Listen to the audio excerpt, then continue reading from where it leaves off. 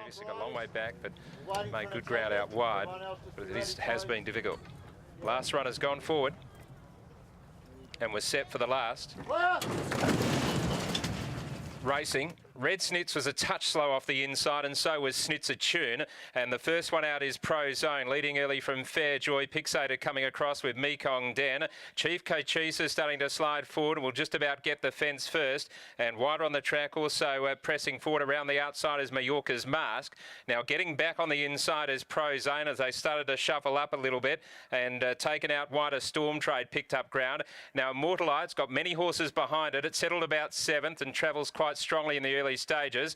Well back is Jamie's Link, and then Red Snitz on the inside. Snitzer Tune got a long way back in the field outside of the grey, and that's Blue Tracer and Noski, followed by Quick Fantasy, Jamie's Link, and back last of all is The Last Was. So Chief Cochise, the big chestnut with a white face, leads the way by about a half a length. Second, Mallorca's Mask. Storm Trade got across nicely. Actually went to the centre now, Pixated the inside, so Immortalite lost its cover when Storm Trade dropped in. Fair Joy's on the inside of Mekong Den. To the outside is La King, over on the inside, and bottled away is Pro Zone. Taken to the outside now is Snitzer Tune, followed by Red Snitch, who's hopelessly bailed away on the inside. Blue Tracer taken out wide. Coming to the home turn though, Mallorca's Mask race to Chief Cochise. Immortalite is putting in with a good run down the outside. Mekong Den is trying to join in, and now Blue Tracer is right down the outside at the 200. Storm Trade, but Blue Tracer out very wide. Going with it is Mekong Den. Blue Tracer has raced up and taken the lead now and drawn clear from Mekong Den,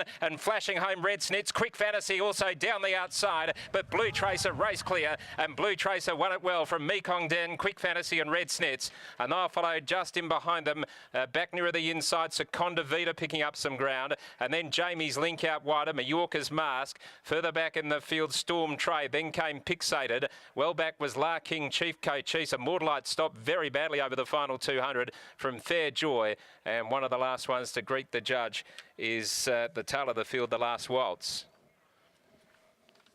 Blue Tracer has come with a big run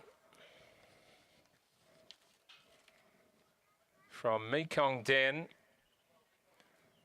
number 14. So Blue Tracer races home to win nicely. Very unlucky last start and has sizzled home here from 14.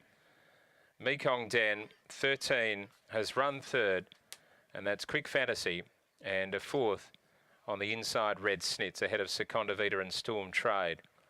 So the horses on speed there have got pretty tired. Chief Cochise, Immortalite loomed up, but it really struggled over the final 300 metres, and it was Blue Tracer who's come with a scorching run for Noski down the centre of the track. And I guess there's a few video watchers who would have seen Blue Tracer's last run. It was impossible to miss when it got absolutely skittled when trying to make a run there at Northam last start. Should have won the race. And Jared jumped on today, and it steamed home to win. And similar to its win at Northam when Jade McNaught rode it right down the outside to win prior to its unlucky run last start. 1 1/4 by half, 138.93, 2, 14, 13 and 9, 2, 14, 13 and 9. Quick Fantasy running well after that good win at 2J. Seconda Vita in 5th place. Let's go downstairs, and Brittany will have a chat now to the winning connections after the running of race number 7.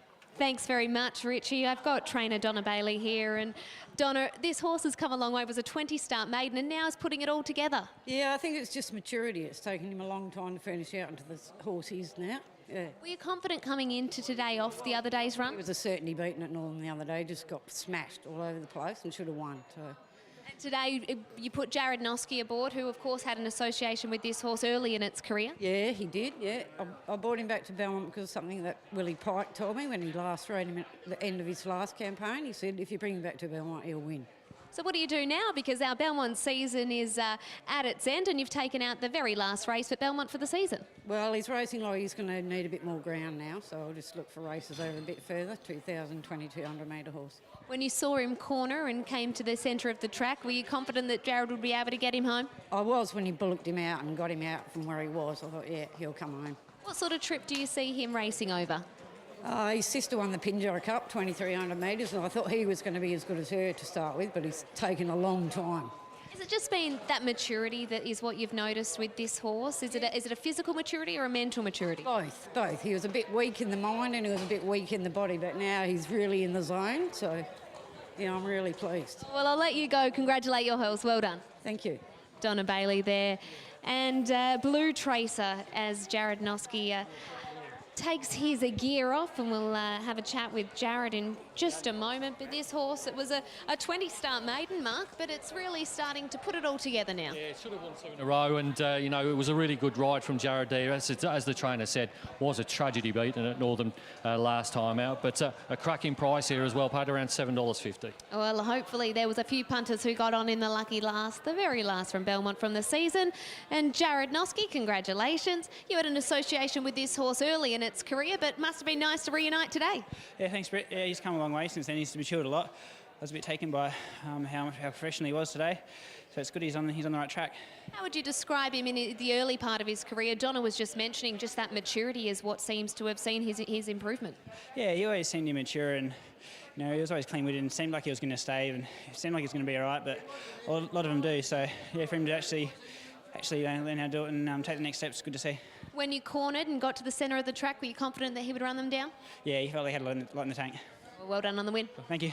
Jared Noske there, combining with Donna Bailey and Blue Tracer, takes out the last here at Belmont. And Mark, that brings us to the end of another Belmont season. Yeah, not the end for punting today, though. You've got a couple of hours. Get some dinner down here. Hong Kong racing from Happy Valley later in the day. It's not far away, so stay on Sky Thoroughbred Central. But for now, that's all from us.